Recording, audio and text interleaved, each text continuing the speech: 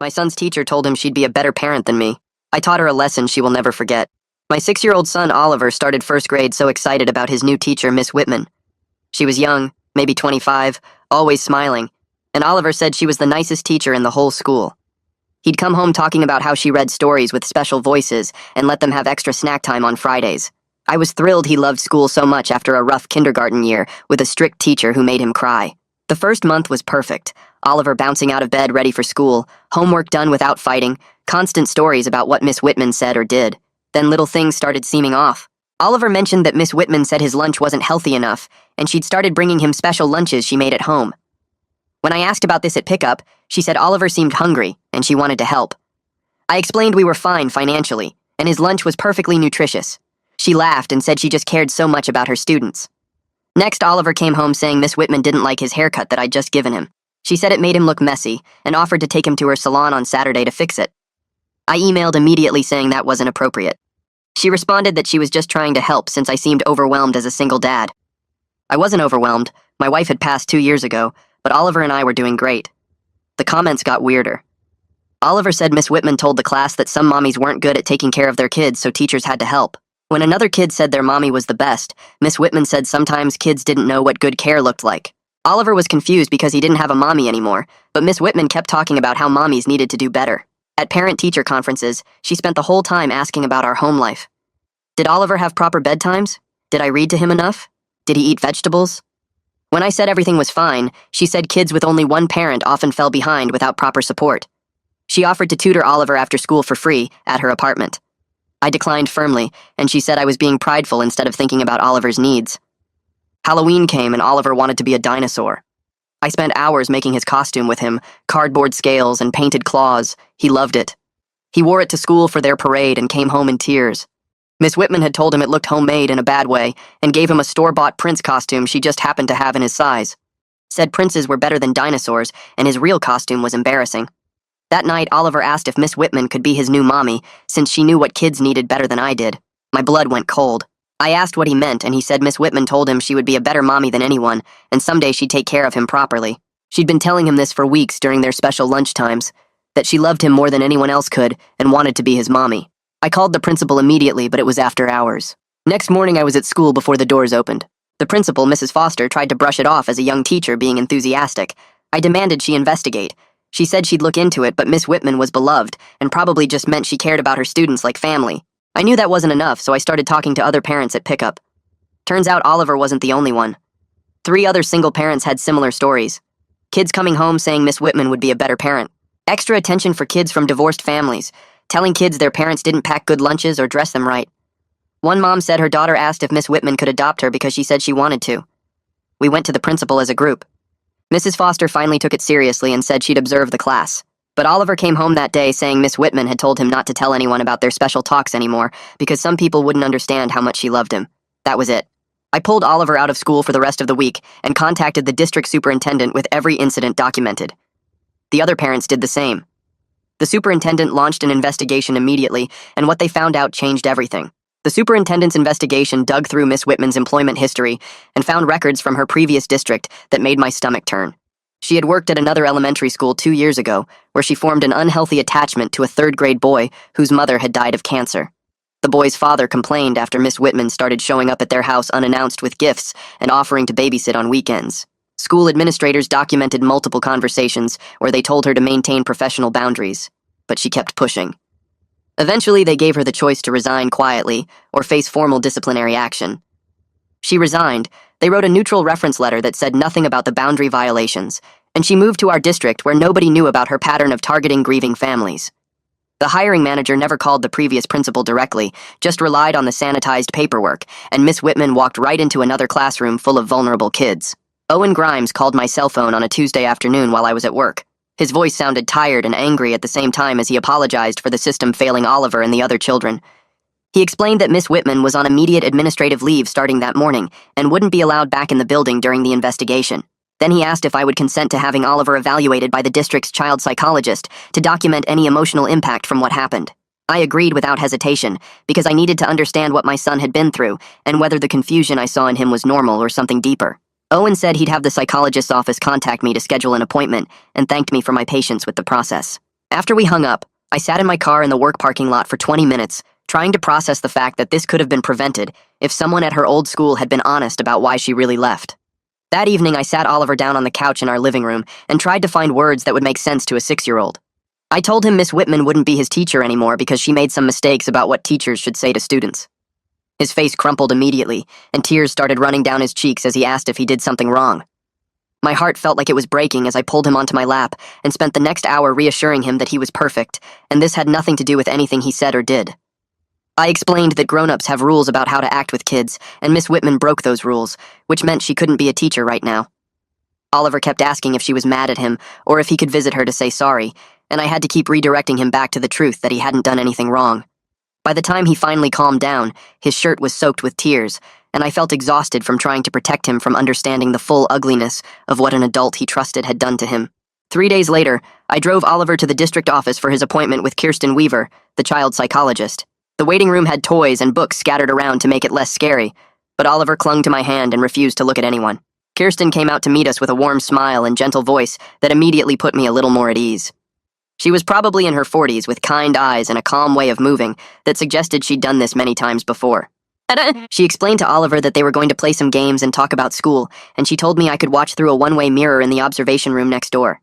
I followed a staff member to the small room and watched through the glass as Kirsten sat on the floor with Oliver and pulled out bins of toys. She started with simple play, letting him choose what to do, asking casual questions about his favorite things. Gradually, she steered the conversation toward school and teachers, using puppets to act out scenarios about what teachers should and shouldn't say to students. Oliver opened up slowly, moving toy figures around as he talked about how Miss Whitman said special things to him during lunch that made him feel confused. I watched my son try to make sense of why his favorite teacher told him she wanted to be his mommy, and whether that meant something was wrong with our family. Kirsten never pushed, just followed his lead and helped him express feelings he didn't have words for yet. After the session ended and Oliver went back to the waiting room with a staff member, Kirsten brought me into her office to discuss what she observed. She sat across from me with a notepad and explained that Oliver showed clear signs of emotional manipulation and confusion about adult boundaries. The way Miss Whitman had positioned herself as a maternal figure, while undermining my role as his father, had left him uncertain about who to trust and what appropriate care looked like. Kirsten said the good news was, we caught it early enough that therapy could help him rebuild a healthy understanding of teacher-student relationships before the damage became permanent. She recommended weekly sessions for at least 3 months, possibly longer depending on how he progressed. Then she warned me to prepare for Oliver to have trust issues with authority figures for a while, especially teachers, because his sense of safety in the school had been violated by someone he admired. I asked if he would be okay long-term, and she said yes, with proper support, but emphasized that I needed to be patient with behavioral regression and emotional outbursts as he processed what happened. Catherine Haynes called me that night around 9 after Oliver had gone to bed. Her voice shook as she said she couldn't stop thinking about all the warning signs she missed with her daughter Sophie. We ended up talking for 2 hours, both of us sitting in our separate houses in the dark, processing our guilt over not recognizing sooner what Miss Whitman was doing. Catherine told me Sophie had been coming home for weeks, saying Miss Whitman explained that divorce meant her parents didn't love her enough to stay together. Catherine had thought it was just a child's misunderstanding of adult conversations, maybe something Sophie overheard from other kids, until the investigation revealed that Miss Whitman had been telling multiple children from divorced families that their parents failed them. We talked about how convincing Miss Whitman had been, how she framed everything as caring and helpful, how she made us feel grateful for her attention to our kids instead of suspicious. By the end of the call, we both felt a little less alone in our anger and confusion, and we promised to keep checking in with each other as our families navigated whatever came next. The school assigned a substitute teacher to Oliver's class while they searched for a permanent replacement for Miss Whitman. I got the email from Mrs. Foster on Thursday evening explaining the transition plan and asking for patience during this difficult time. Friday morning, Oliver woke up and refused to get dressed for school, saying he didn't want a new teacher who wouldn't like him. Saturday and Sunday, he seemed okay, distracted by weekend activities, but Monday morning brought a complete meltdown when I tried to get him ready. He screamed that he didn't want to go, that the new teacher would be mean, that he wanted Miss Whitman back. Tuesday was worse, with Oliver hiding under his bed and crying so hard he made himself sick. Wednesday, I gave up and called my boss to explain I needed to take emergency family leave for the rest of the week. I stayed home with Oliver, trying to help him feel safe again, but every mention of school triggered panic and tears. The following Monday, I tried a different approach. I told Oliver I would walk him all the way to his classroom and we would meet the substitute teacher together before I left. He agreed reluctantly, clinging to my hand as we walked through the school hallway. The substitute was a woman probably in her 60s with gray hair pulled back in a neat bun and reading glasses on a chain around her neck. She introduced herself simply as Mrs. Bradley and shook Oliver's hand with a gentle firmness that didn't demand anything from him. I explained quietly that Oliver was nervous about new teachers, and she nodded with understanding in her eyes that told me Mrs. Foster had briefed her on the situation. Mrs. Bradley told Oliver he could sit wherever he felt comfortable and that she wouldn't call on him unless he raised his hand first. She didn't try to hug him or make grand promises about being the best teacher ever. She just gave him space to warm up to her gradually, treating him like any other student instead of someone special who needed extra attention. Oliver looked up at me with scared eyes and I squeezed his hand before letting go, promising I would be right there at pickup time.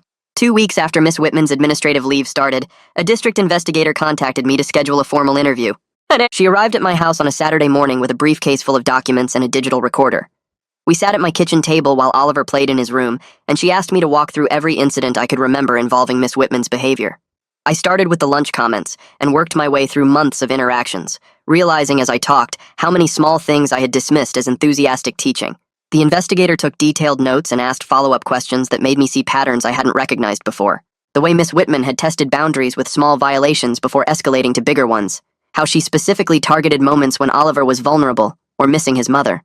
The calculated steps she took to position herself as irreplaceable in his life while undermining my role as his parent. The investigator's face remained professionally neutral, but I could see her pen pressing harder into the paper as I described how Miss Whitman told Oliver she would be a better mother than anyone. By the end of 2 hours, my throat was raw from talking, and I felt drained from reliving every moment. The investigator interviewed Madeline Fraser the same day, and Madeline called me that evening to share what came up during her session. Her voice trembled with anger as she described how her son had started calling Miss Whitman Mommy at the school during the weeks before the complaints started. When Madeline found out and corrected him, saying Miss Whitman was his teacher, not his mother, her son came home confused because Miss Whitman had told him it was okay to call her that. She said she loved him like a mother would, and that some children needed extra mothers because their real ones were too busy with divorce stuff to give them enough attention. The investigator's face had gone pale when Madeline described this, and she made extensive notes about the severity of the boundary violations. Madeline said the investigator asked detailed questions about whether Miss Whitman had ever tried to arrange time alone with her son outside of school. And Madeline remembered that Miss Whitman had offered twice to take him to the park on weekends, so Madeline could have a break.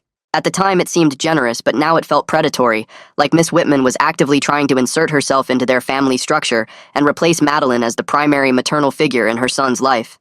I got a call from Catherine 2 weeks after the investigation started.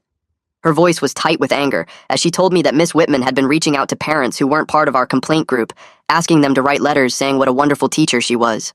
Catherine had heard this from another mom at pickup who seemed confused about why anyone would complain about Miss Whitman. The woman said Miss Whitman told her that some parents were trying to destroy her career because they were jealous of how much the kids loved her. I felt sick hearing this. Miss Whitman was spinning the story to make us look like the bad guys. Catherine said 3 other parents had mentioned similar conversations, and some of them seemed to believe Miss Whitman's version of events. They thought we were overreacting and going after a good teacher who just cared too much.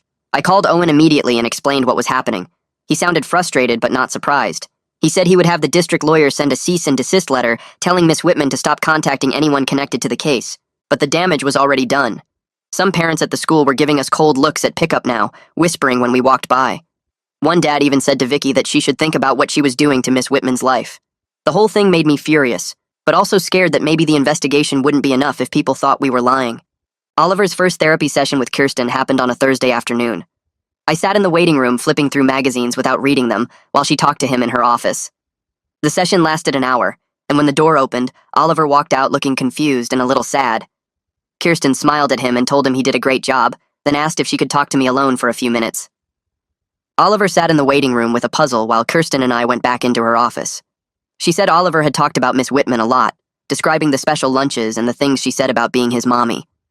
Then Kirsten told me that at the end of the session, Oliver had asked her a question that broke my heart. He wanted to know if it was okay that he still missed Miss Whitman, even though she did bad things. I felt tears sting my eyes as Kirsten explained that this was a normal response for a child who had been manipulated by someone they trusted. When I picked Oliver up and we got in the car, he asked me the same question. I pulled over in the parking lot so I could look at him while I answered.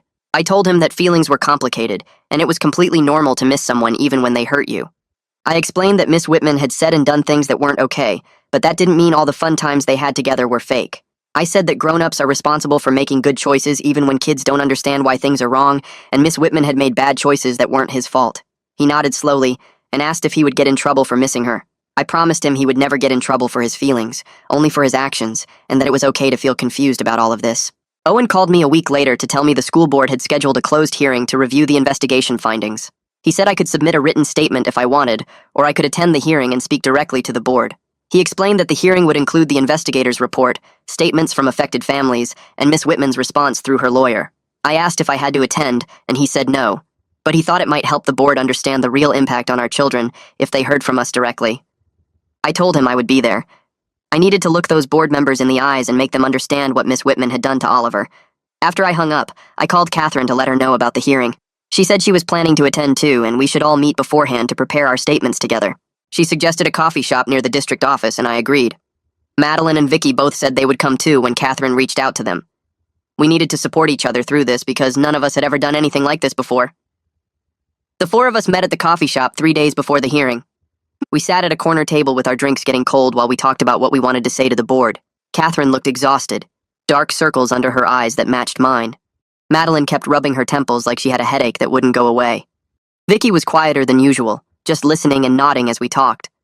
We were all dealing with our kids' emotional fallout at home while trying to manage our own anger and guilt about not seeing the warning signs sooner. Catherine said her daughter was having nightmares again and asking why Miss Whitman didn't love her anymore. Madeline's son had started acting out at the school with the substitute teacher, refusing to follow directions because he said she wasn't as nice as Miss Whitman. Vicky's daughter kept asking when Miss Whitman was coming back. We were all exhausted from explaining the same things over and over to our confused kids, while dealing with the judgment from other parents who thought we were overreacting. I told them about the cold looks at pickup and the dad who confronted Vicky.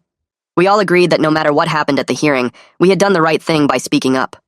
Before we left, Catherine reached across the table and grabbed my hand.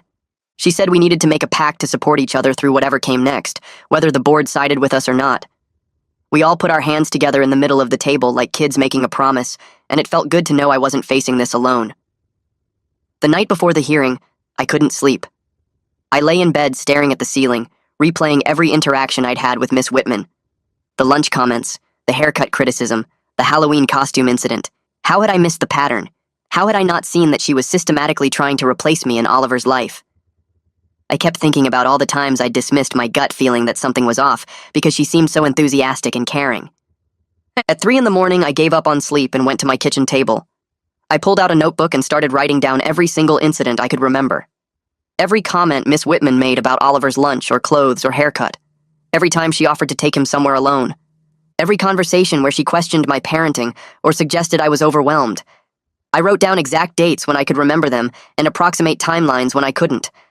I included what Oliver told me about their special lunchtimes and the things she said about being his mommy. I wrote about the Halloween costume and how Oliver came home crying, asking if Miss Whitman could be his new mom. The more I wrote, the clearer the pattern became. She had tested boundaries with small violations first, then escalated when I didn't push back hard enough.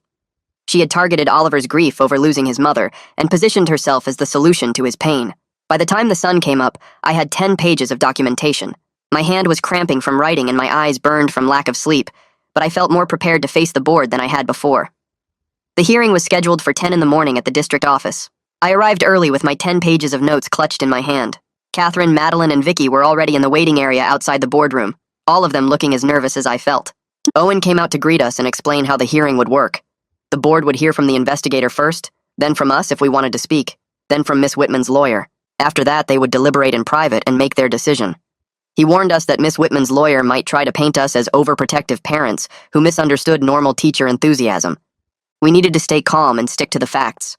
At exactly 10 o'clock, a board member opened the door and invited us in. The room was smaller than I expected, with a long table where 5 board members sat with serious expressions. The investigator was already there with a thick folder of documents.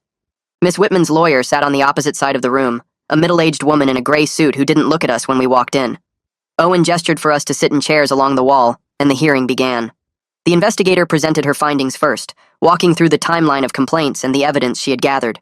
She described Miss Whitman's previous reprimand at another district and the pattern of boundary violations with students from single-parent homes. When she finished, the board chair asked if any of the affected parents wanted to speak. I stood up with my pages of notes and walked to the front of the room.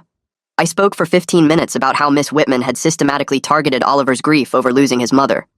I described the lunch replacements and how she positioned them as caring for him better than I could. I explained the haircut comments and the offer to take him to her salon, implying I couldn't properly groom my own son. I talked about the Halloween costume incident and how she replaced Oliver's homemade dinosaur costume with a store-bought prince costume, making him feel ashamed of what we created together. My voice cracked when I described Oliver asking if Miss Whitman could be his new mommy because she told him she would be better at taking care of him than anyone else. I looked directly at each board member as I explained how she had told my 6-year-old son that she loved him more than anyone else could and wanted to be his mother. 2 of the board members had tears in their eyes by the time I finished. I could see Owen's jaw clenching as he listened, and the superintendent was writing notes furiously. When I sat back down, my hands were shaking, but I felt like I had finally made someone in authority understand the full scope of what happened to my son. Catherine spoke next, and her voice was steady but angry as she described what happened to Sophie. She explained how Miss Whitman had told Sophie that divorce meant her parents didn't love her enough to stay together, how she emphasized over and over that Sophie's family was broken and sad because of the divorce. Catherine's voice got louder as she described how Sophie started having nightmares about her parents dying because Miss Whitman kept talking about how terrible it was for children when families fell apart. Sophie had asked Catherine if she and her ex-husband were going to die like Oliver's mom did, because Miss Whitman said that's what happened to families that weren't whole. The board members shifted uncomfortably in their seats as Catherine spoke. One of them, an older man with glasses, interrupted to ask the investigator a pointed question about why the previous district's concerns weren't caught during the hiring process. The investigator admitted that the reference check had failed because Miss Whitman's previous district gave her a neutral reference to avoid legal complications. They hadn't flagged the reprimand or explained why she left. The board member looked furious and made a note on his papers. Madeline and Vicky spoke after Catherine, adding their own stories of boundary violations and inappropriate comments. By the time we finished, the board members looked shell-shocked. The board chair announced they would deliberate in private and asked us to wait in the hallway. We filed out of the room and the door closed behind us with a heavy click. The investigator and Owen stayed inside for the deliberations. We sat on hard plastic chairs in the hallway and waited. Madeline started pacing after the first 30 minutes, walking back and forth in front of the water fountain. Vicky sat with her head in her hands, not saying anything. Catherine and I tried to make small talk, but kept trailing off into silence. We could hear muffled voices through the door, but couldn't make out any words. An hour passed, then 2 hours. I started to worry that they were struggling to reach a decision, that maybe Miss Whitman's lawyer had convinced them we were overreacting. After 3 hours, I was ready to scream from the tension. Catherine kept checking her phone, and Madeline had worn a path in the floor from her pacing. Vicky looked like she might be sick. I tried to stay calm by reminding myself that we had done everything we could. We had documented everything, spoken clearly about the impact, and now it was up to the system to do its job. But the waiting was torture. The door finally opened and Owen stepped out into the hallway. His face was serious, but I couldn't read his expression. We all stood up immediately, holding our breath. Owen looked at each of us, and then said the board had voted unanimously to terminate Miss Whitman's employment effective immediately. Relief hit me so hard I had to grab the back of a chair to stay standing.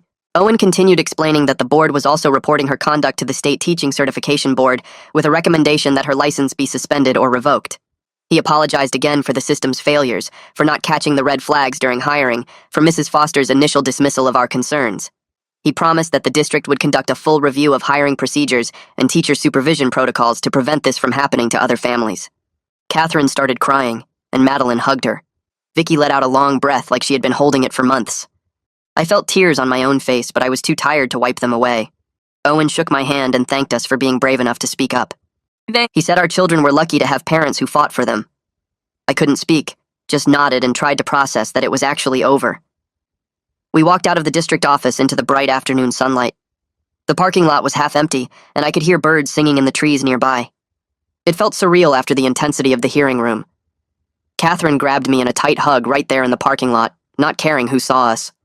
She said she couldn't have gotten through this without our group support, that knowing other families were going through the same thing made her feel less crazy. I hugged her back and told her the same thing. Madeline and Vicky joined the hug, and we stood there in a circle for a minute.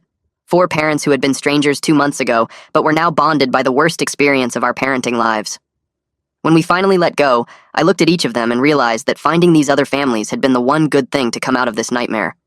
We had protected our children together, and that mattered more than anything Miss Whitman had tried to destroy. I drove home from the district office feeling like I could finally breathe properly for the first time in weeks. Oliver was at my parents' house for the afternoon, and I needed to pick him up soon, but I sat in my car for a few minutes just processing what had happened. Miss Whitman was gone. Really gone. The board had terminated her employment and reported her to the state, and there was no going back from that. I started the engine and headed to my parents' place, rehearsing in my head how I would explain this to Oliver in a way that wouldn't make him feel responsible or scared about what came next. When I got there, he was playing in the backyard with my dad, kicking a soccer ball back and forth. He looked so normal, so happy in that moment, and I hated that I had to bring up Miss Whitman again.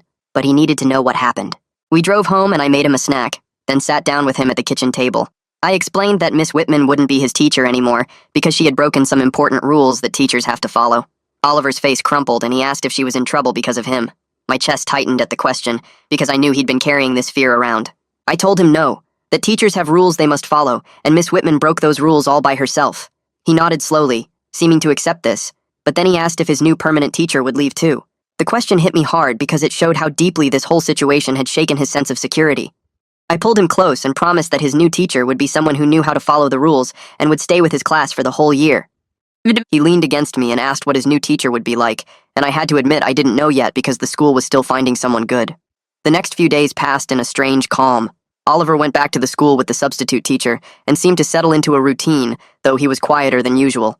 I checked in with him every evening about how school went, and he'd give me short answers about what they learned or who he played with at recess, but he didn't talk about the substitute teacher much. Then on Friday afternoon, Mrs. Foster called me. She said the district had hired a new permanent teacher for Oliver's class and asked if I could come in Monday morning before school started to meet her.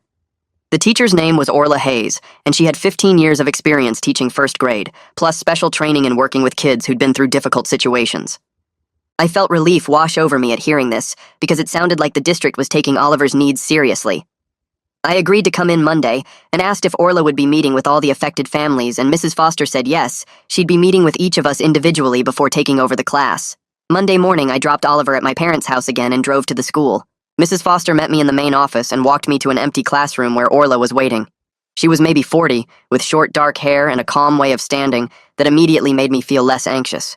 We shook hands and sat down at a table meant for 6-year-olds, our knees bumping the underside. Orla started by saying she'd been briefed on what happened with Miss Whitman and wanted to hear directly from me about Oliver's experience and what he needed going forward. I spent 20 minutes telling her everything, from the special lunches to the Halloween costume to Oliver asking if Miss Whitman could be his new mommy. Orla listened without interrupting, taking notes occasionally, and when I finished, she looked at me with understanding in her eyes. She said rebuilding Oliver's trust in teachers would take time and patience, which she was prepared to provide. She explained her approach of maintaining consistent, appropriate boundaries while still being warm and supportive, and asked me to let her know immediately if Oliver showed any signs of anxiety or confusion about her behavior. I left that meeting feeling like Oliver was finally going to be in good hands. The next day, Orla met with Catherine, then Madeline, then Vicky, spending an hour with each family to understand what their kids had been through. Catherine texted me afterward saying Orla seemed perfect for the situation, and I agreed. Wednesday was Oliver's first day with Orla as his permanent teacher. I walked him to class that morning, more nervous than he seemed to be. Orla greeted us at the classroom door with a friendly smile and introduced herself to Oliver. She told him she was excited to be his teacher and was looking forward to learning with the whole class. Oliver gave her a shy smile and went to his desk without looking back at me. I stood in the hallway for a minute, watching through the door window as Orla started the morning routine, and then I forced myself to leave and trust that this would be okay. That afternoon at pickup, Oliver came out of school with his backpack bouncing against his shoulders. I asked how his day went, and he said it was good. I asked about Orla, and he thought for a moment, then said she was nice, but not in the same way Miss Whitman was. Something about the way he said it made me realize he was starting to understand the difference between appropriate teacher kindness and the manipulative attention Miss Whitman had given him. I asked what he meant, and he said Orla was nice to everyone the same way. Not special nice, just to him. I told him that was exactly how teachers should be, and he nodded like this made sense. 2 weeks later, I had a parent consultation with Kirsten Weaver, the child psychologist who'd been working with Oliver. She told me he was making good progress in therapy, but still struggled with understanding why an adult he trusted would say confusing things about his family. Kirsten recommended I continue reinforcing that Miss Whitman's behavior was about her own problems, not anything wrong with Oliver or our family. She said kids Oliver's age have trouble understanding that adults can make bad choices, and he needed repeated reassurance that he didn't cause any of this. I promised to keep having those conversations with him and asked how long she thought therapy would need to continue. Kirsten said probably another 2 months at least, maybe longer depending on how Oliver adjusted to having Orla as his permanent teacher.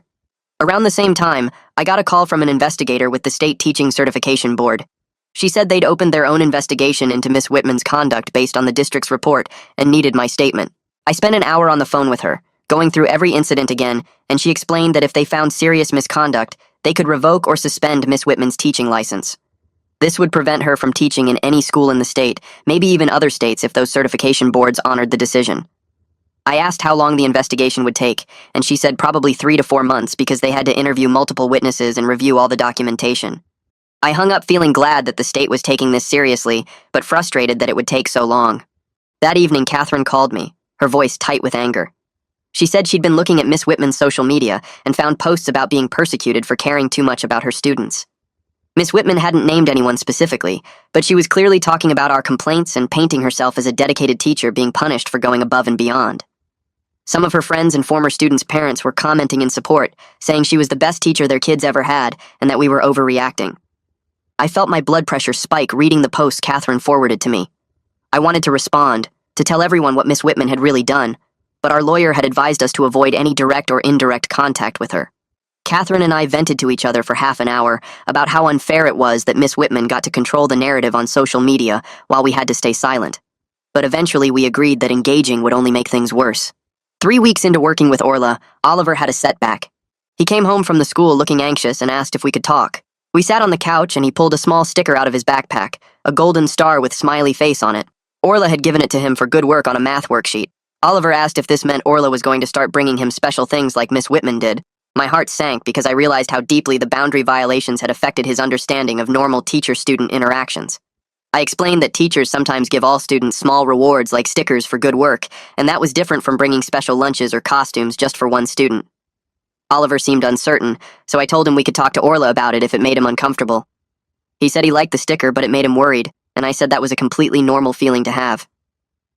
That evening, I emailed Orla explaining what happened and asking if she could adjust her approach with Oliver to keep rewards class-wide rather than individual for now. She responded within an hour saying she completely understood the problem and would make sure to only give out rewards to the whole class going forward. She thanked me for helping her understand Oliver's specific triggers so she could avoid accidentally creating situations that reminded him of Miss Whitman. I felt grateful that Orla was so receptive and willing to adapt her teaching style for Oliver's needs. The following week, the district sent out a statement to all parents explaining that a teacher had been terminated for professional misconduct and that new policies were being implemented to prevent similar situations. They didn't name Miss Whitman, but everyone in the school community knew who they were talking about. At pickup that afternoon, several parents I barely knew gave me sympathetic looks, and one mom touched my arm and said she was sorry we'd gone through this. I appreciated the support, but also felt exposed, like everyone was watching me and Oliver to see how damaged we were. A week after that awkward scene at pickup, Catherine called and asked if Oliver wanted to come over for a play date with her daughter Sophie. I said yes without thinking twice because Oliver needed to spend time with other kids who understood what he'd been through, even if they were too young to really talk about it. We drove to Catherine's house on Saturday morning, and Oliver ran straight to Sophie's room where she had her toys spread across the floor. I watched them through the doorway as they built a tower together with blocks, laughing when it fell over, starting again without any frustration. They looked like normal 6-year-olds having fun, not kids who'd been manipulated by an adult they trusted. Catherine and I sat in her kitchen drinking coffee while keeping one eye on the playroom. She told me it amazed her how fast kids bounced back from things that would mess up adults for years. I agreed, but said I still worried about the long-term effects we couldn't see yet. Catherine nodded and admitted she had the same fear, that Sophie would grow up with trust issues or problems with authority figures. We sat there for a while just watching our kids play, both of us dealing with the guilt of not protecting them better while also trying to accept that we'd done the best we could with the information we had. The next therapy session with Kirsten brought good news for once. She pulled me aside after working with Oliver and explained that he was making real progress in how he thought about what happened. Oliver could now say that parts of being in class with Miss Whitman were fun and nice, like the special voices during story time or the extra snacks on Fridays, while also understanding that the things she said about being his mommy and taking care of him were wrong. Kirsten said this ability to hold 2 different feelings at once was a big step for a 6-year-old. Most kids his age saw things as all good or all bad, but Oliver was learning that people could do some things right and other things very wrong. She told me this meant he was processing the experience in a healthy way instead of just burying it or getting confused about who to trust. I felt relief wash over me because I'd been so scared that Miss Whitman had damaged something in Oliver that we couldn't fix. 2 days later, I got home from work and found a thick envelope in the mailbox with a law firm's return address I didn't recognize. My stomach dropped before I even opened it. Inside was a letter from Miss Whitman's lawyer threatening to sue me, Catherine, Madeline, and Vicky for defamation and conspiracy to destroy her career. The letter said we'd made false accusations that cost her job and reputation, and unless we issued public apologies and paid damages, they'd file a lawsuit seeking hundreds of thousands of dollars. My hands shook so bad I could barely hold the pages. I called Catherine right away, and she said she'd gotten the same letter. Her voice was tight with anger, but she reminded me that her lawyer had warned us this might happen. She said people who got caught doing wrong things often tried to scare their accusers into silence. I knew she was right, But seeing those legal threats in writing made everything feel real and dangerous in a new way. Catherine, Madeline, Vicky, and I met at a coffee shop that evening to figure out what to do. None of us had money for a big legal fight, and the idea of being sued terrified all of us. Madeline suggested we pool our money and hire a lawyer together instead of each getting our own. We called around and found an attorney who handled education law cases and agreed to meet with us as a group. His name was Robert Adler, and his office was in the next town over. We drove there together 2 days later, all four of us crammed into Catherine's car, passing around the threatening letters and trying not to panic. Robert read through everything carefully, asked us detailed questions about what we'd reported and what evidence we had, and then leaned back in his chair. He told us that our complaints were made in good faith with real evidence to back them up, which protected us from defamation claims. He explained that truth was a complete defense against defamation, and everything we'd reported had been proven true by the district's investigation. Robert said Miss Whitman's lawyer was probably just trying to scare us into staying quiet, and that actually filing a lawsuit would force Miss Whitman to defend her actions in public court, where all the evidence would come out. He didn't think they'd actually follow through with the threat. Robert drafted a response letter laying out all the documented evidence of Miss Whitman's misconduct. He listed every incident we'd reported, every witness statement, every finding from the district investigation. His letter made it clear that any lawsuit would require Miss Whitman to explain in open court why she told students she wanted to be their mommy, why she brought them special lunches and costumes, why she said their parents weren't good enough. Robert sent the letter and we waited. Days went by with no response. Then a week passed. Then 2 weeks. The threat of legal action just disappeared like it had never existed. Robert called to tell us he didn't expect to hear anything back, that the other lawyer had probably advised Miss Whitman that a lawsuit would only make things worse for her. I felt the tension I'd been carrying in my shoulders finally start to ease. Oliver's therapy sessions shifted focus after that. Kirsten started working with him on understanding what healthy relationships with adults should look like. She used examples from his life, asking him how I showed him I cared versus how Miss Whitman had done it. Oliver said I made him breakfast and helped with homework and took him to the park. Kirsten asked if I ever told him I loved him more than anyone else could, or said I should be the only person taking care of him. Oliver shook his head no. She brought up his grandparents and asked how they showed love. Oliver talked about how they took him to movies and taught him to ride his bike and called every week to check on him. Kirsten asked if they ever said his dad wasn't good enough, or that they should raise him instead. Again, Oliver said no. Then Kirsten mentioned Orla and asked how she acted as his teacher. Oliver described how Orla helped everyone in class equally, how she was nice, but not in a way that made him feel special or different from the other kids. Kirsten explained that this was what appropriate care looked like, people showing they cared through consistent actions without trying to make him feel like he belonged only to them. 4 months after I first filed the complaint, I got a letter from the State Teaching Certification Board. They'd completed their investigation into Miss Whitman's conduct. The board decided to suspend her teaching license for 2 years and required her to complete professional ethics training and undergo a psychological evaluation before she could even apply to get her license back. I read the letter 3 times trying to figure out how I felt about it. Part of me felt relieved that the state took it seriously enough to actually suspend her license, but another part of me felt angry that 2 years seemed way too short for what she'd done to our kids. I called the attorney Robert Adler and asked if this was normal.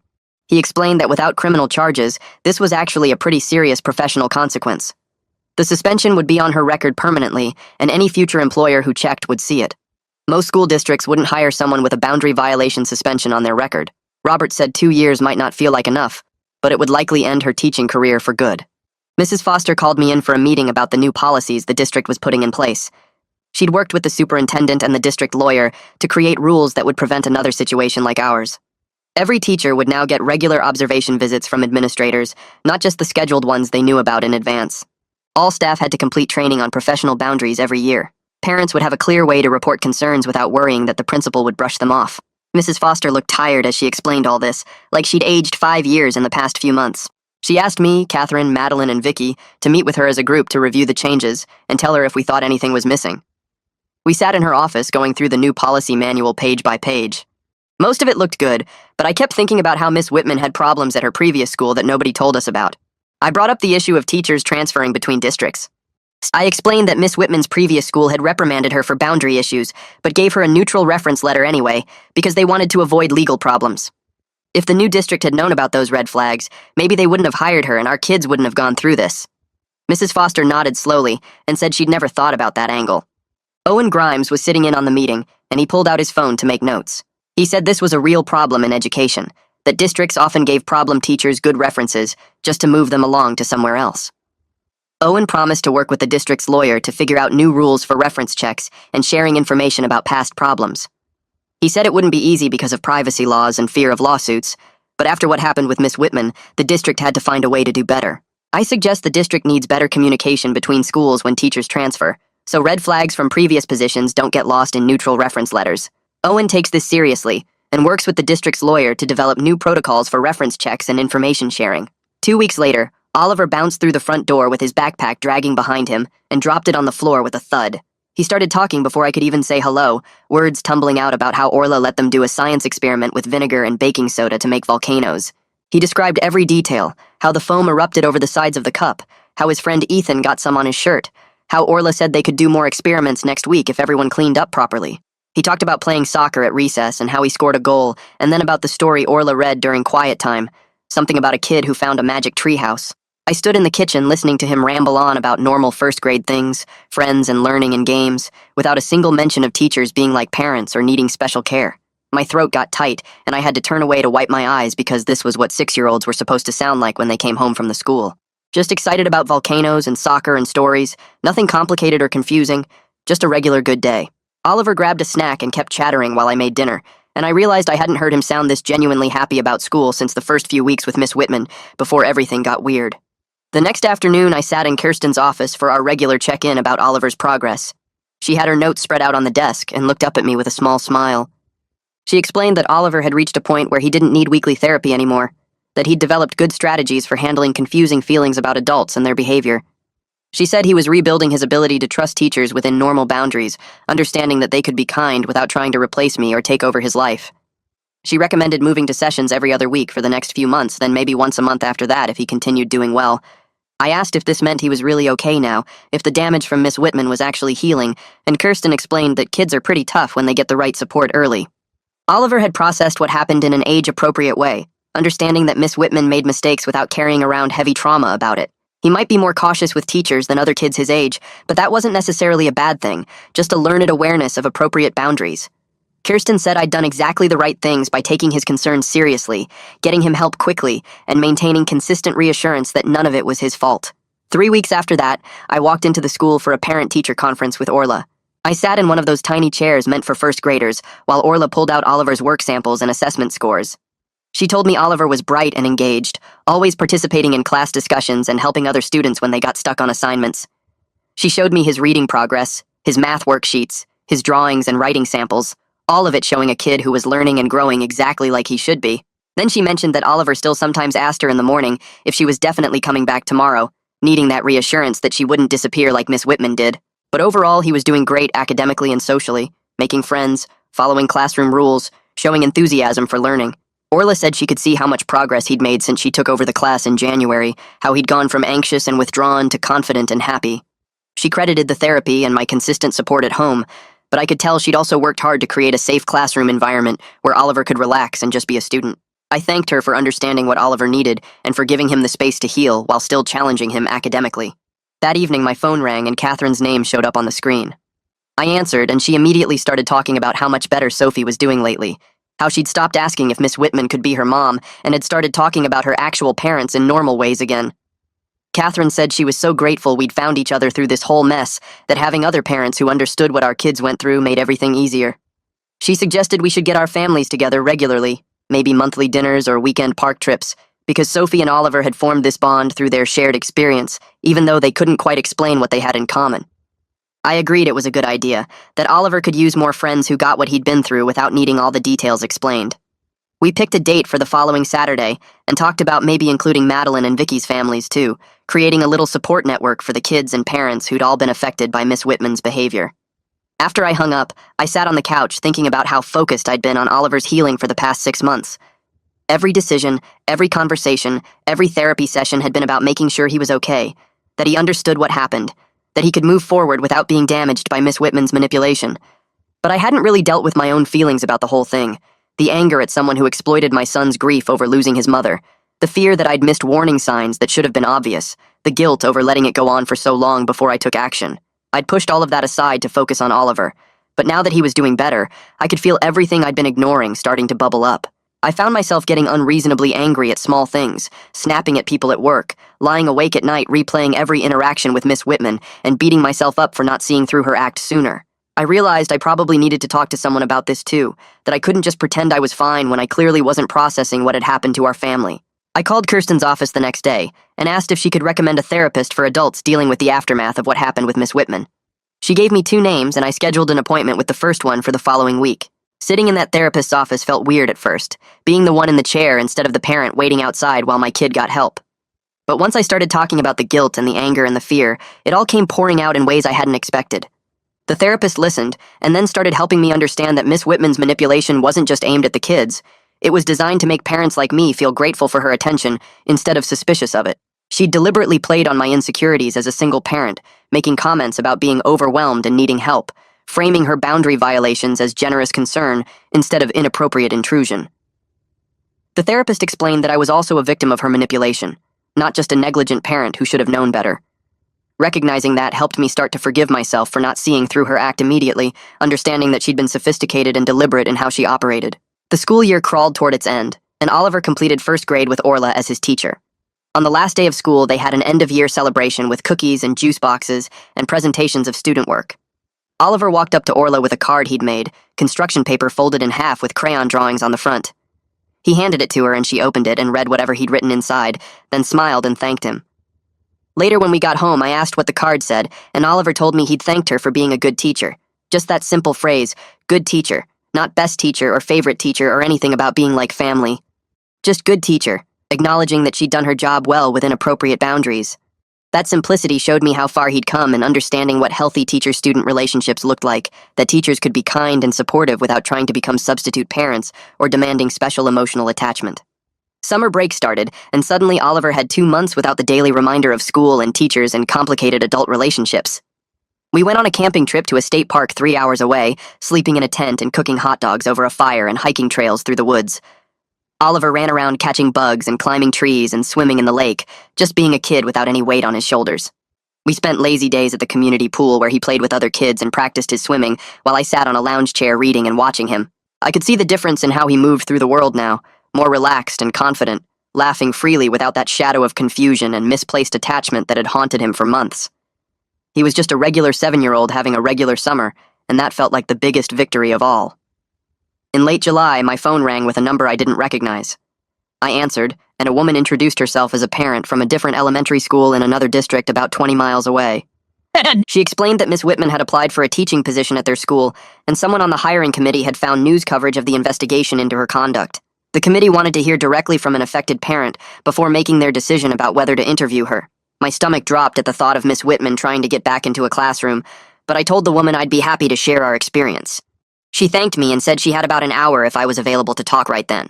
I spent the next hour giving her a detailed account of everything that happened, starting with the small boundary violations and building up to Miss Whitman telling Oliver she wanted to be his mom. I explained how she'd targeted kids from single-parent homes, particularly those who'd lost a parent through death or divorce, and how she'd systematically tried to position herself as a better alternative to their actual families. I described the emotional impact on Oliver, the months of therapy he'd needed, the fear and confusion he'd experienced. I told her about the other families affected, about the investigation findings, about the suspension of Miss Whitman's teaching license. The woman on the phone stayed quiet through most of it, occasionally asking clarifying questions, and when I finished, she thanked me for being so thorough and honest. She said the hiring committee would definitely not be moving forward with Miss Whitman's application, and that she was grateful someone had thought to reach out to affected families before making that mistake. After I hung up, I felt this sense of purpose, knowing that sharing our story might protect other children from going through what Oliver experienced, that something good could come from our painful situation. A week after that phone call, I got a text from Catherine asking if I wanted to meet for coffee with her, Madeline, and Vicky. We'd been in touch here and there over the summer, quick messages checking in on how our kids were doing, but we hadn't all gotten together since the investigation wrapped up. I agreed, and we met at a cafe downtown on a Saturday morning while our kids were at various activities. We sat at a corner table with our drinks and started talking about normal parent stuff, swim lessons and soccer camp and vacation plans, and it felt strange at first because we'd only ever talked about the crisis that brought us together. Catherine mentioned that Sophie had made a new friend at day camp who she played with every day. Madeline said her son was learning to ride a bike without training wheels. Vicky showed us photos of her daughter's art project, a painting of their family that included their dog. We were just parents sharing the small joys and challenges of raising kids, not a support group bonded by trauma. About an hour into the conversation, Vicky said something that made us all pause. She said she was grateful we'd found each other, even though she wished it had been under different circumstances, and we all nodded because that captured exactly how we felt. We'd become real friends through the worst experience of our parenting lives, and now we were building something beyond that shared pain. We made plans to get our kids together for a play date at the park the following weekend. And as we left the cafe, I realized these friendships would last because they were based on genuine connection and mutual support, not just the crisis that initially brought us together. Oliver started asking about second grade a few days later while we were eating dinner. He wanted to know who his teacher would be, and if she would be nice and if she would like him. I could hear the worry in his voice, that tight quality that meant he was anxious about something but trying not to show it. I put down my fork and looked at him across the table. I told him we wouldn't know who his teacher was until right before school started, but that every teacher was different and that was okay.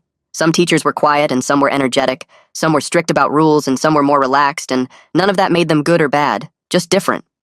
I said it was okay to take time to get to know a new teacher before deciding how he felt about them, that he didn't have to love his teacher right away or think they were the best teacher ever. He could just see what they were like and how he felt in their classroom, and that was enough. Oliver seemed to relax a little at that, like I'd given him permission to be cautious instead of immediately trusting and attaching to whoever his new teacher turned out to be. He asked if his second grade teacher would bring him special lunches or want to take him places on weekends. I said no, that teachers weren't supposed to do those things, and his new teacher would treat him the same way she treated all the other students, which was exactly what he needed. 2 weeks before school started, I scheduled a meeting with Mrs. Foster to talk about Oliver's placement in second grade. I sat in her office, the same place where I'd first demanded she investigate Miss Whitman almost a year ago, and this time the conversation was completely different. She told me she'd been very careful about selecting Oliver's teacher for second grade, looking for someone who was structured and consistent and had experience with students who needed extra emotional support.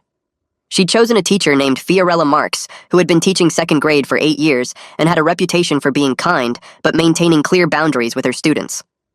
Mrs. Foster said she would brief Fiorella on Oliver's history with Miss Whitman without making him feel labeled or different from the other kids. She'd explained that Oliver needed consistency and appropriate distance, that he might be cautious about trusting his teacher at first, and that this was normal and healthy given what he'd been through.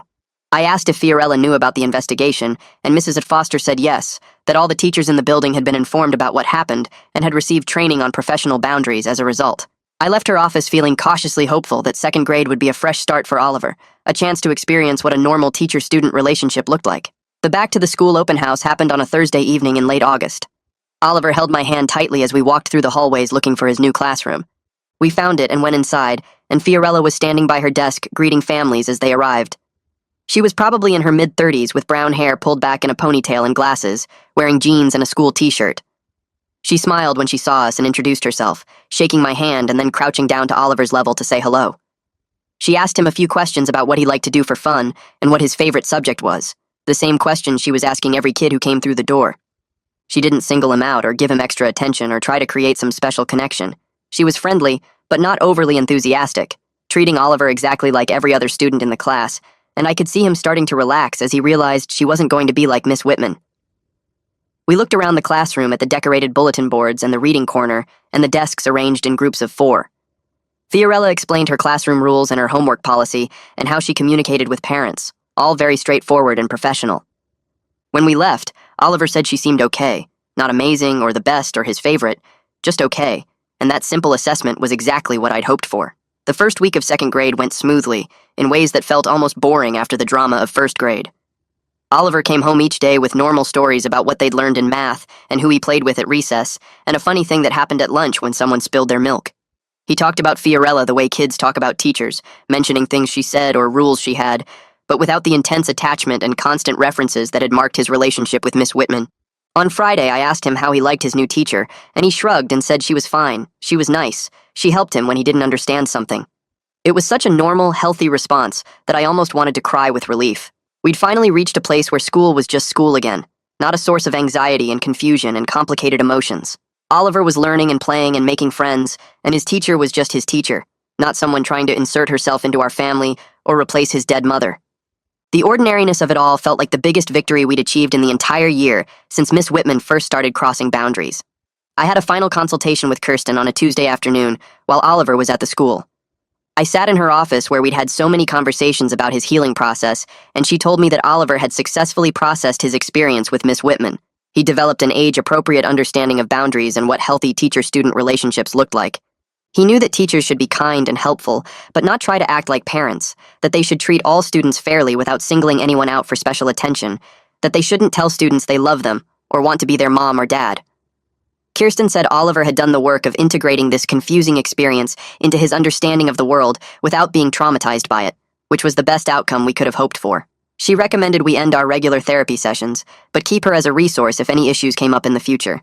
If Oliver started showing signs of anxiety about teachers or authority figures, if he had trouble trusting adults, if anything triggered memories of what happened with Miss Whitman, I could call her and we'd schedule appointments as needed.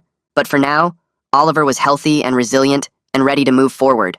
I thanked her for everything she'd done to help my son heal, and I left her office feeling grateful that we'd had access to someone who understood childhood trauma and knew how to guide kids through it. The district held a parent meeting in September, where Owen Grimes presented the new policies and procedures they'd implemented in response to our case. I sat in the school auditorium with about 200 other parents and listened as he explained the changes. All teachers would now receive annual training on professional boundaries and appropriate relationships with students. Principals would conduct more frequent classroom observations, looking specifically for boundary violations. The district had created a clear reporting system for parents to raise concerns, without fear that their complaints would be dismissed. They'd changed their reference check procedures to include direct conversations with previous employers instead of just accepting written references. Owen acknowledged that the system had failed to protect our children and that these changes were designed to make sure it didn't happen again. After the presentation, several parents came up to me privately to thank me for speaking up and making the schools safer for all children. One mom said her daughter had mentioned that her teacher sometimes said things that made her uncomfortable, and now she felt like she could report it and be taken seriously. Another dad said he'd been worried about seeming overprotective if he questioned his son's teacher's behavior, but now he knew the district would listen. I felt proud that something good had come from our painful experience, that Oliver's suffering had led to changes that might protect other kids from similar situations. Oliver and I were sitting at the kitchen table one evening doing homework when he said something that caught me off guard. He told me he understood now that Miss Whitman was confused about how to be a good teacher. It was such a simple, childlike way of explaining what had happened, reducing her manipulation and boundary violations to confusion rather than malice or mental illness. But it showed me that he'd integrated the experience into his understanding of the world in a way that made sense to him. He wasn't traumatized or angry or scared. He'd processed what happened and come to a conclusion that let him move forward without carrying emotional damage. I asked him what he meant by confused, and he said that teachers are supposed to help kids learn and be nice to them, but they're not supposed to try to be their mom or dad, and Miss Whitman didn't understand that difference. He said Fiorella understood it because she was nice, but she didn't try to be his mom. She was just his teacher. I told him he was exactly right, and that I was proud of how he'd figured all this out. I silently thanked Kirsten for her skilled guidance in helping him reach this point of understanding without bitterness or fear. I was checking my email one Saturday morning when I saw a message from the state certification board.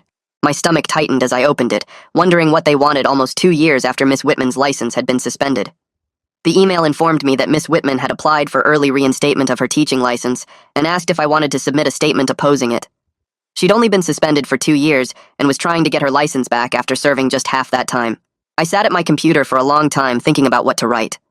Part of me wanted to be angry and vengeful, to write a statement full of rage about what she'd done to Oliver and the other kids, but I knew that wouldn't be effective or appropriate. I needed to write something measured and factual that explained why 2 years wasn't sufficient time to ensure she wouldn't repeat her pattern with other vulnerable children. I spent the next hour writing a response that laid out the specific boundary violations she'd committed, the emotional impact on the affected students, and my concerns about her applying for reinstatement so quickly. I explained that while I hoped she'd gotten help for whatever drove her behavior, I didn't believe 18 months was enough time to address the deep issues that led her to target grieving and divorced children and try to insert herself into their families. I said the certification board should require her to complete the full 2-year suspension and demonstrate through therapy records and professional evaluations that she'd genuinely changed before allowing her back into a classroom. I submitted the statement and hoped the board would take it seriously. 3 weeks later, I received another email from the certification board. They'd denied Miss Whitman's early reinstatement request, and she would need to serve her full 2-year suspension before she could apply again. When she did apply for reinstatement, she would need to provide documentation of completed therapy, undergo a psychological evaluation, and demonstrate understanding of professional boundaries through additional ethics training. The board's decision gave me a sense of closure I hadn't realized I needed. The system had initially failed us when Mrs. Foster dismissed my concerns and when the hiring process didn't catch Miss Whitman's previous boundary violations. But ultimately, the system had taken the situation seriously and prioritized children's safety over a teacher's career convenience. Miss Whitman wouldn't be able to walk into another classroom and do to other kids what she'd done to Oliver, at least not for another year, and not without proving she'd changed. I closed my laptop and went to find Oliver, who was playing in the backyard with a neighbor kid, laughing and running and being a normal 7-year-old without any weight on his shoulders. 3 weeks after the certification board's decision, Mrs. Foster called to ask if Catherine and I would speak at a parent education night the district was organizing. She explained they wanted to help other parents recognize warning signs of inappropriate teacher behavior before situations escalated like ours had. Catherine and I met at the coffee shop to prepare what we'd say, and we decided to focus on the specific red flags we'd missed or dismissed. We wouldn't name Miss Whitman or give details that would identify our kids, just share the general patterns that other parents might encounter. The night of the presentation, about 40 parents filled the school library, and I felt my stomach twist as I looked at all those faces waiting to hear our story. Catherine spoke first, describing how her daughter had come home with comments about divorce, meaning parents didn't love enough, and how she'd initially thought it was just a child misunderstanding adult conversations. She explained how the comments became more frequent and specific, how the teacher started bringing special treats just for her daughter, how the attention felt flattering at first before it started feeling wrong. I talked about Oliver's experience without using his name, explaining how grief over losing his mother had made him vulnerable to someone offering excessive care and attention. I described the lunch replacements, the costume incident, the offers to take him places outside school, and how each thing seemed small by itself, but formed a pattern when we looked back. Several parents nodded as I spoke, and one mother raised her hand to ask how we'd known when to take action versus when to give the teacher the benefit of the doubt. Catherine answered that one, saying we'd learned to trust our instincts when something felt off, even if we couldn't immediately explain why it bothered us. After the presentation, parents came up to thank us and ask questions, and 3 different people mentioned they'd noticed small things with their kids' teachers that they'd been dismissing as overthinking. We encouraged them to document anything that concerned them and to talk to other parents to see if patterns emerged. Driving home that night, I felt like maybe the awful experience with Miss Whitman could prevent other families from going through what we had. Oliver's 2nd grade year moved along without any problems that made my stomach drop or my mind race with worry. He'd come home talking about math problems and playground games, and a kid named Ethan who collected rocks, all the normal stuff 7-year-olds cared about. His friendship group had expanded to include 4 or 5 regular playmates, and I'd started getting invited to weekend birthday parties at trampoline parks and pizza places. Fiorella sent home weekly progress reports that showed Oliver reading above grade level and participating actively in class discussions, and at our fall conference she told me he was a joy to teach. She mentioned that he sometimes asked for extra reassurance about classroom routines and whether she'd be there the next day, but she understood why, and gave him the consistency he needed without making him feel different from other kids. I watched him do his homework at the kitchen table one evening, his tongue sticking out slightly as he concentrated on writing sentences about his favorite animal, and realized I wasn't constantly analyzing every teacher interaction or watching for signs of inappropriate attention. When Fiorella gave the class a group reward of extra recess time, Oliver came home excited about playing longer, not worried about what the reward meant or whether it came with strings attached. His relationship with his teacher was exactly what it should be, built on respect and appropriate boundaries, and I could see him thriving in that healthy environment. Parent pickup became a normal routine again, instead of a chance to interrogate Oliver about his day and scan for warning signs. He'd run out of school with his backpack bouncing, tell me 1 or 2 highlights from the day, and then we'd go home and move on with our evening. The hypervigilance that had consumed me during the crisis with Miss Whitman had faded into normal parental awareness, the kind where I paid attention but didn't obsess over every detail. I found myself sitting in the bleachers at Oliver's soccer practice one Saturday morning, chatting with other parents about normal things like weekend plans and whether the kids needed new cleats yet, and realized I'd stopped second-guessing every adult interaction in his life. When his coach praised his improvement at dribbling, I didn't wonder if the attention was appropriate or if there was some hidden agenda behind the compliment. When the team mom organized a pizza party after their last game, I didn't worry about who would be supervising or whether Oliver would be singled out for special treatment. The constant mental checklist I'd been running through every interaction had quietly disappeared, replaced by the normal awareness that any parent has about their kids' activities and relationships. At the school, when Fiorella asked if I could volunteer for the fall festival, I said yes without spending 3 days analyzing whether it was appropriate or what her motivations might be. I helped run the ring toss booth alongside other parents, and when Fiorella stopped by to thank the volunteers, I had a brief, pleasant conversation with her about how well Oliver was doing, without my mind racing through every word looking for hidden meanings. The fear and suspicion that had colored every interaction with teachers and school staff had faded, and I could engage with Oliver's education the way I had before Miss Whitman, trusting that most people who work with kids genuinely care about them in appropriate ways. I still paid attention and stayed involved, but I wasn't constantly watching for warning signs or preparing for the next crisis. Oliver asked me one evening why I seemed happier lately, and I realized he'd been picking up on the shift in my energy, even though I hadn't consciously noticed it myself. I told him I was happy because he was doing so well in the school, and making good friends, which was true. But the deeper truth was that I'd finally let go of the fear that had been driving me since we'd gone through the situation with Miss Whitman. On the anniversary of the day I'd first reported Miss Whitman to Mrs. Foster, I took Oliver out for ice cream after school without telling him why. We sat at a small table with our cones, his chocolate chip and mine mint, and I asked him if he remembered when he'd had a different first-grade teacher before Orla. He nodded and said he remembered Miss Whitman had left and Orla had come, but he didn't remember exactly when or why. I told him we'd gone through something hard together that year, something that had been confusing and scary for both of us, but we'd gotten through it and come out stronger on the other side. He asked if it was about Miss Whitman saying weird things about being his mom, and I was surprised he remembered that specifically when so much else had faded. I said yes, that was part of it, and explained that sometimes grown-ups make mistakes about how to treat kids, and when that happens, other grown-ups have to step in and fix it.